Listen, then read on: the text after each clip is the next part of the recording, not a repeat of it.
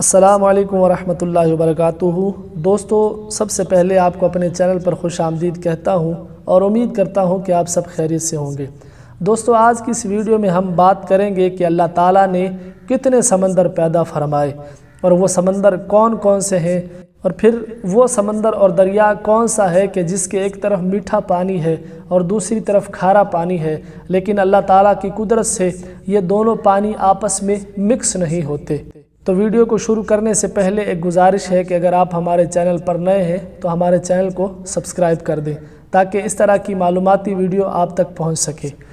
دوستو، اللہ تعالیٰ نے 7 سمندر پیدا فرمائے، جیسا کہ قرآن مجید فرقان حمید میں اس کا ارشاد موجود ہے، وَالْبَحْرُ يَمُدُّهُ مِن بَعْدِهِ 7 أَبْحُرٍ، اور سمندر اس کی سیاہی ہو اس کے پیچھے 7 سمندر۔ تو اللہ تعالیٰ نے 7 سمندر پیدا فرمائے، اور وہ سمندر کون کون سے ہیں؟ نمبر 1 تبرستان، نمبر 2 بحر کرمان، نمبر 3 بحر کلزم، نمبر 4 بحر ہند، نمبر 5 بحر عمان، نمبر 6 بحر روم، نمبر 7 بحر مغرب۔ اور پھر دریاؤں اور سمندروں میں اللہ تعالیٰ نے انسان کے لیے بہت ساری چیزیں رکھی ہیں، جیسا کہ اللہ تعالیٰ نے قرآن مجید فرقان حمید میں ارشاد فرمایا، اور وہی ہے جس نے تمہارے لیے دریا مسخر کیا کہ اس میں سے تازہ گوشت کھاتے ہو اور اس سے گہنا نکالتے ہو جسے پہنتے ہو۔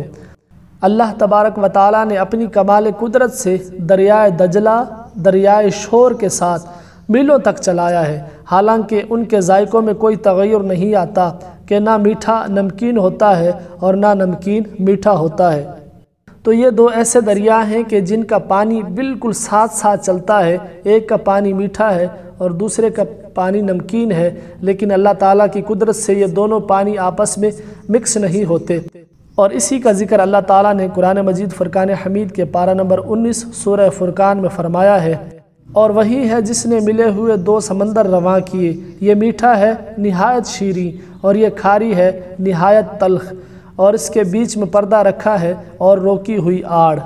آخر میں گزارش ہے کہ اگر یہ ویڈیو آپ کو اچھی لگی ہو تو اس کو لائک کر دیں اور ایک پیارا سا کمنٹ کر دیں۔ شکریہ۔